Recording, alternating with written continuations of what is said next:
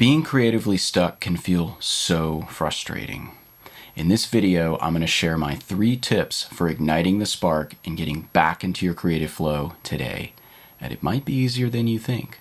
Do you daydream about writing a song to that amazing title you thought of, only to come home at the end of the day feeling exhausted and drained? Or you tell yourself, I'll go practice right after I watch these guys find buried treasure, only to find yourselves 5 episodes into a hard binge and they still haven't found any treasure? Or maybe you find yourself thinking about a creative musical project 24/7, but you never actually work on it.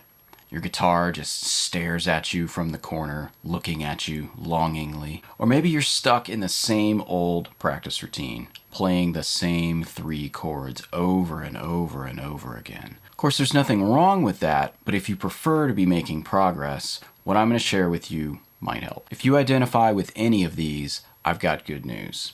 You just need to do a little bit of work to set yourself up for success. I'm going to give you 3 simple steps to help get you back into your creative practice. Before we get into it, we need to talk about why you can get into this state in the first place. These days, life can feel like there is just so much of everything all of the time. There are so many demands placed on us every day, leaving us with the feeling that there is too much to do, too much information to consume, and too many options to consider. What this can result in is the feeling that life is happening to us instead of through us. When this happens, we can completely lose sight of why we want to do any of this in the first place. Instead of feeling aligned with your creativity, you feel bullied by the guilt of not doing it. You're harassed by the constant thought of there's not enough time. You're distracted by the constant stream of easier things that you could be doing that give you that steady stream of dopamine hits. Our time and energy are limited resources. If we're not paying close attention to where our time and energy are getting allocated, it's very easy for them to get sucked away by things that feel important but are not. What we need to do is examine everything that we do in a day and make decisions about their relative importance. If we don't, everything's going to feel like it has the same level of importance. We lose the ability to tell which things must get done versus things that can wait until later. So, let's do an exercise where we design your ideal day. Let's suppose that you like writing songs, but you haven't written a song in over a year because you've been too busy or haven't had the motivation to even get started. Let's first dig into that part about being too busy. A couple of things can be happening when we say to ourselves that we're too busy all the time. You may in fact be very busy, and maybe this is just a matter of prioritization. If you don't prioritize things, you won't do them. We'll talk about prioritization in just a minute. The other thing to be aware of is that telling yourself you're too busy all of the time may become a crutch. It may be a form of procrastination or resistance. But when you do this all of the time, it can actually tell your brain that you are too busy and you don't have time for that thing. This is something that we want to avoid. So what we're going to do now is write down your ideal day. It's very simple. Think about from the time you get up to the time you go to bed, what would your ideal day look like?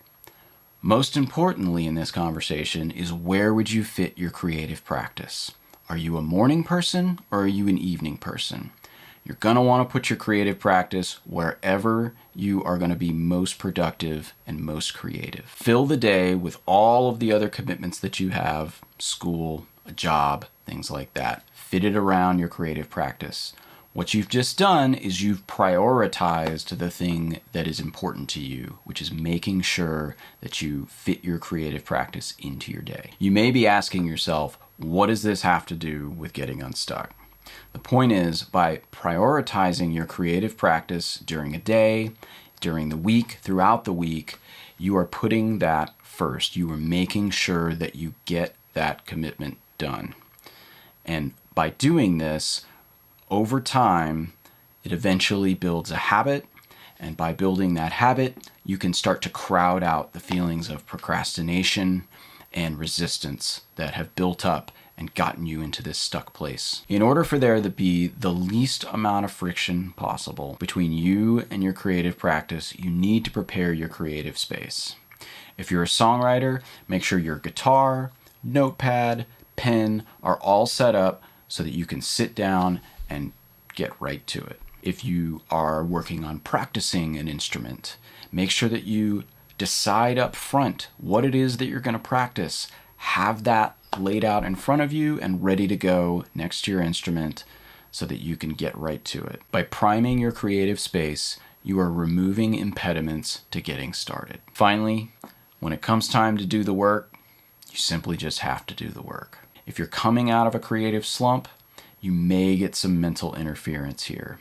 And this can come in the form of procrastination, frustration, and simply boredom. You have to resist this. You've already planned what it is you need to do. You simply just need to do the work now. It sounds overly simple, but really that's all there is to it. Sitting down and doing the work consistently. There's no trick or hack here. Consistency is going to make it more of a habit, which is going to make it more automatic. Of course, there will be days where things simply don't work out, and that's okay. Simply do your best to fight for this time and make it happen. So to wrap up, this all comes down to where you're putting your time and energy and how you're using it. To start, set up your ideal day. Prioritize your creative practice. Then set the stage to reduce friction to getting started.